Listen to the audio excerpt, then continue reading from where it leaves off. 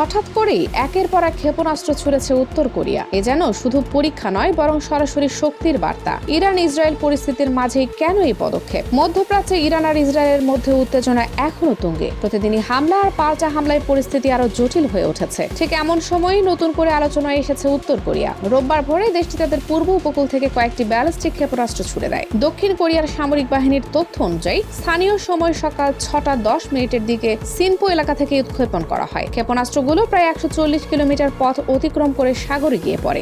শুনতে এটা হয়তো সাধারণ একটি পরীক্ষা মনে হতে পারে, কিন্তু আসল প্রশ্নটা হচ্ছে এই সময়ই কেন? বিশ্লেষকদের মতে এটি মোটেও সাধারণ কোনো পদক্ষেপ নয়। বিশ্ব যখন পুরোপুরি ইরান ইসরায়েল পরিস্থিতির দিকে নজর দিচ্ছে, তখন উত্তর কোরিয়া এই সুযোগে নিজেদের শক্তি দেখাতে চাইছে। তারা যেন বোঝাতে চাচ্ছে তারা এখনো শক্ত অবস্থানে আছে এবং যে কোনো পরিস্থিতির জন্য প্রস্তুত। দক্ষিণ কোরিয়ার এক সাবেক নিরাপত্তা উপদেষ্টা জানিয়েছেন, এই উৎক্ষেপণের মাধ্যমে উত্তর কোরিয়া মূলত একটি বার্তা দিতে চাচ্ছে তাদের সামরিক সক্ষমতা কমেনি, বরং আগের চেয়ে আরো শক্তিশালী হয়েছে। তাই এই পদক্ষেপ শুধু একটি পরীক্ষা নয়, বরং একটি কৌশলগত বার্তা হিসেবেও দেখা হচ্ছে। এটা কি শুধু শক্তি প্রদর্শন, নাকি এর পেছনে আরো বড় কোনো পরিকল্পনা আছে? জাপান সরকারও এই ক্ষেপণাস্ত্র উৎক্ষেপণের বিষয়টি নিশ্চিত করেছে এবং বলেছে এ ধরনের কার্যক্রম পুরো অঞ্চলের নিরাপত্তার জন্য উদ্বেগজনক। একই সঙ্গে দক্ষিণ কোরিয়ার প্রেসিডেন্ট কার্যালয় দ্রুত একটি জরুরি নিরাপত্তা বৈঠক ডাকে। সেই বৈঠকে এই পদক্ষেপকে আন্তর্জাতিক নিয়ম লঙ্ঘন এবং স্পষ্ট উস্কানি হিসেবে উল্লেখ করা হয়। একদিকে ইরান ইসরায়েল যুদ্ধ, অন্যদিকে উত্তর কোরিয়ার এই পদক্ষেপ। সব মিলিয়ে বিশ্ব পরিস্থিতি আরো জটিল হয়ে উঠছে।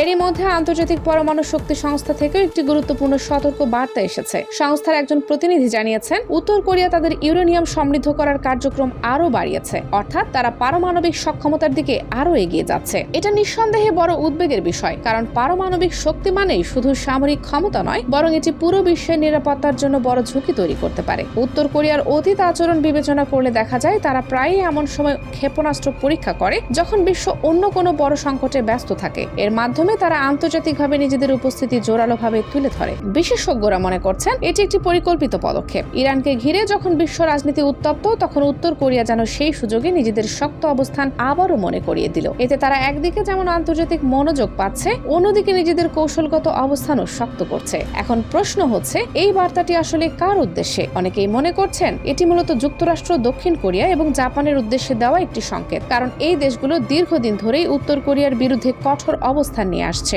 এই ক্ষেপণাস্ত্র উৎক্ষেপণের মাধ্যমে পিয়ংইয়ং বোঝাতে চাইছে তারা কোনো চাপে তাদের সামরিক কর্মসূচি বন্ধ করবে না। পুরো পরিস্থিতি একসাথে দেখলে বোঝা যায় বিশ্ব এখন এক ধরনের অস্থির সময় পার করছে। একদিকে মধ্যপ্রাচ্য যুদ্ধ, অন্যদিকে পূর্ব এশিয়ায় উত্তেজনা। এই দুই পরিস্থিতি মিলিয়ে বৈশ্বিক নিরাপত্তার উপর চাপ বাড়ছে। বড় শক্তিগুলো একাধিক সংকট সামলাতে ব্যস্ত, আর সেই সুযোগে অন্য দেশগুলো নিজেদের অবস্থান আরো দৃঢ় করছে। তাহলে কি বিশ্ব ধীরে ধীরে বড় কোনো সংঘাতের দিকে এগোচ্ছে? এই প্রশ্নের উত্তর এখনই নিশ্চিতভাবে বলা সম্ভব নয়। তবে একটি বিষয় পরিষ্কার, বর্তমান পরিস্থিতি বেশ অনিশ্চিত এবং যে কোনো সময় বড় পরিবর্তন আসতে পারে।